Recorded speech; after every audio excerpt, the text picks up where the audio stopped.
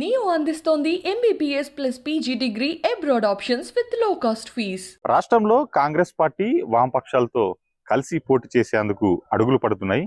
ఇప్పటికే ఒక దఫా చర్చలు జరిగాయి. కాంగ్రెస్ పార్టీ సీనియర్ నేతలు అదేవిధంగా వామపక్షాలకు చెందినటువంటి నేతలు కూడా హైదరాబాద్లో సమావేశం కావడం జరిగింది. ఇందులో భాగంగా రాష్ట్రంలో ఉన్నటువంటి 4 అసెంబ్లీ స్థానాలు అదేవిధంగా ఒక ఎమ్మెల్సీ స్థానాన్ని కేటాయించాల్సి వామపక్షాలు పట్టుబడుతున్నాయి. అయితే సూత్రప్రాయంగా కాంగ్రెస్ పార్టీ అయితే దీనికి అంగీకరించడం జరిగింది. అయితే ఇప్పటికైతే ఒక 2 స్థానాలు అదేవిధంగా ఒక ఎమ్మెల్సీ స్థానాన్ని ఇచ్చేందుకు కాంగ్రెస్ పార్టీ అంగీకరించినట్లు సమాచారం అందుతుంది. ఇక మనం రాష్ట్రంలో కాంగ్రెస్ పార్టీ వామపక్షాల మధ్య గతంలో కూడా కలిసి పోటీ చేసినటువంటి పరిస్థితి ఉంది. అయితే ఇప్పటి వరకు బీఆర్ఎస్ పార్టీతో అనుకూలంగా ఉన్నటువంటి వామపక్షాలు మొన్న కేసీఆర్ ప్రకటించినటువంటి జాబితాలో వామపక్షాలకు మొండి చేయి ఇవ్వడంతో వామపక్షాలు తమ నిర్ణయాన్ని మార్చుకున్నాయి. కాంగ్రెస్ పార్టీతో జతకట్టి పోటీ చేసేందుకు కూడా ముందుకు వెళ్తున్నటువంటి పరిస్థితి ఉంది. అయితే మొన్న జరిగినటువంటి కాంగ్రెస్ పార్టీ అదేవిధంగా వామపక్షాల మధ్య మొదటి దఫా చర్చల్లో భాగంగా 4 స్థానాలను అడగగా 2 స్థానాలు ఎమ్మెల్యే స్థానాలు అదేవిధంగా ఒక ఎమ్మెల్సీ స్థానాన్ని ఇచ్చేందుకు కాంగ్రెస్ పార్టీ అంగీకరించినట్టు తెలుస్తుంది. అయితే రాష్ట్రంలో ఉన్నటువంటి కొత్తగూడెం, బెల్లంపల్లి, మునుగోడు, హుస్నాబాద్ స్థానాలను కూడా వామపక్షాలు తమకు కేటాయించాలని పట్టుబడుతున్నటువంటి పరిస్థితి ఉంది. ఇక ఉమ్మడి కరీంనగర్ జిల్లాకు మనం పరిశీలిస్తే గనక ఇందులో హుస్నాబాద్ నియోజకవర్గం ఉంది. ఇప్పటికే ఇక్కడ కాంగ్రెస్ పార్టీ నుంచి మాజీ ఎంపీ పొన్నం ప్రభాకర్ అదేవిధంగా హుస్నాబాద్ నియోజకవర్గంలో గతంలో ఎమ్మెల్యేగా పనిచేసినటువంటి అలిగిరెడ్డి ప్రవీణ్ రెడ్డి కూడా అక్కడి నుంచి పోటీ చేసేందుకు సిద్ధమవుతున్నారు. ఇప్పటికే అలిగిరెడ్డి ప్రవీణ్ రెడ్డి గత కొంతకాలంగా ఆయన హుస్నాబాద్ నియోజకవర్గంలో ప్రచారం కూడా నిర్వహిస్తున్నారు. ఇక పొన్నం ప్రభాకర్ మొన్నటికి మొన్న కాంగ్రెస్ పార్టీ నుంచి హుస్నాబాద్ నియోజకవర్గంలో పోటీ చేసేందుకు దరఖాస్తు కూడా చేసుకోవడం జరిగింది. సో కాంగ్రెస్ పార్టీ నుంచి అక్కడ 2 నేతలు పోటీ పడుతున్నటువంటి పరిస్థితి నెలకొంది.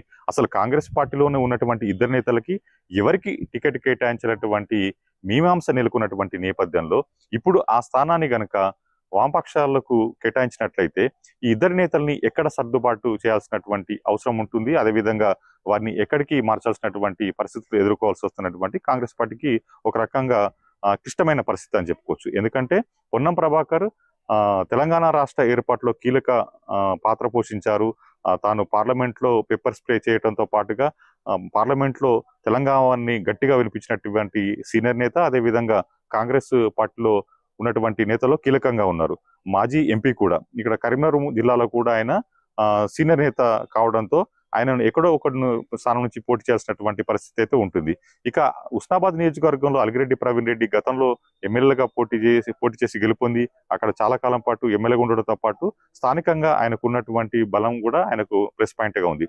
మొత్తంగా ఈ 2 నేతలు కనుక అక్కడ దరఖాస్తు చేసుకున్నటువంటి నేపథ్యంలో ఒక కాంగ్రెస్ వామపక్షాలకు సంబంధించి కనుక పొత్తు కుదిరితే అక్కడ సిపిఐకి కేటాయించాల్సి వస్తుంది. ఎందుకంటే సిపిఐ నుంచి గతంలో కూడా అక్కడ చాడా వెంకటరెడ్డి ఎమ్మెల్యేగా పనిచేశారు. ఇప్పుడు మళ్ళీ అక్కడ ఆయన చాడా వెంకటరెడ్డి అక్కడ నుంచి టికెట్ వస్తున్నటువంటి పరిస్థితి ఉంది. ఇప్పటికే చాడా వెంకటరెడ్డి హుస్నాబాద్ నియోజకవర్గంలో పర్యటిస్తూ ప్రచారం మొదలైనటువంటి పరిస్థితి ఉంది.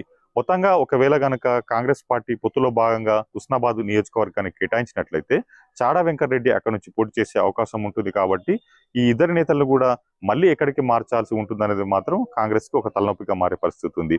కానీ ఇటు పొన్నం ప్రభాకర్ మాత్రం కరీంనగర్ అసెంబ్లీ స్థానాన్ని కాదని హుస్నాబాద్ నియోజకవర్గానికి మారడం జరిగింది.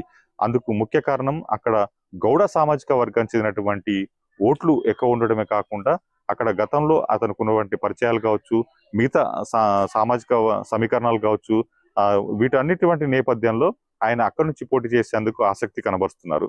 అయితే ఇప్పుడు కరీంనగర్ అసెంబ్లీ స్థానం నుంచి పోటీ చేయాలని అని పార్టీ క్యాడర్ అతన్ని ఒప్పించేందుకు ప్రయత్నించినప్పటికీ ఆయన హుస్నాబాద్ నియోజకవర్గానికే మొగ్గు చూపినట్టు తెలుస్తుంది. ప్రస్తుతం అయితే కరీంనగర్ అసెంబ్లీ నియోజకవర్గం నుంచి దాదాపుగా 6 దరఖాస్తు చేసుకోవడం జరిగింది. ఇందులో మనం ఒకసారి పరిశీలిస్తే దివంగిత ఎంఎస్ఆర్ మనవడు రోహిత్ రావుతో పాటుగా సీఎం కేసీఆర్ అన్నకూతురైనటువంటి రమ్మారావుతో పాటుగా అతని కుమారుడు కూడా దరఖాస్తు చేసుకోవడం జరిగింది. ఇక మైత్రి గ్రూపు సంస్థల చైర్మన్ కొత్త జైపాల్ రెడ్డి కూడా ఆయన కాంగ్రెస్ పార్టీ పక్షాన దరఖాస్తు చేసుకోవడం జరిగింది. ఆయనే కరీంనగర్ మైత్రి గ్రూప్ సంస్థల చైర్మన్ తో పాటుకు ఎంఎస్ఓ కూడా పనిచేస్తున్నారు. ఆయన ఏదైతే గంగాధర మండలికి చెందినటువంటి నేత, గతంలో ఆయన బీఆర్ఎస్ పార్టీ నుంచి అదే విధంగా బీజేపీ పార్టీ నుంచి కూడా ఆ పార్టీలో చేరి టికెట్ ఆశించారు. ఆ తర్వాత చివరి నిమిషంలో కాంగ్రెస్ పార్టీలో చేరి కాంగ్రెస్ అసెంబ్లీ స్థానం నుంచి పోటీ చేసేందుకు ఆసక్తి కనిపిస్తున్నారు.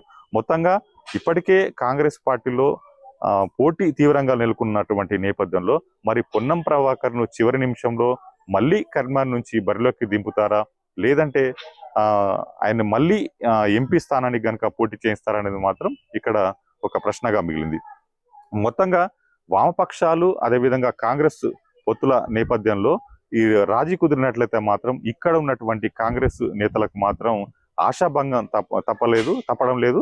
మొత్తంగా మరి వీరిని ఎలా సర్దుబాటు చేస్తారు, వీళ్ళని ఎక్కడి నుంచి పోటీ చేస్తారు, అసెంబ్లీకా లేకపోతే పార్లమెంట్కా అనేటువంటి చాలా ప్రశ్నలు తలెత్తుతున్నాయి. అయితే వీటన్నిటికి కూడా రానున్న కాలంలో మరి కాంగ్రెస్ అధిష్టానం ఎలాంటి పరిష్కారం చూపుతుందో చూడాల్సి ఉంది. కెమెరామెన్ కిషోర్ కుమార్తో రామకృష్ణ, ఐడ్రీమ్ న్యూస్, కరీంనగర్ నుంచి.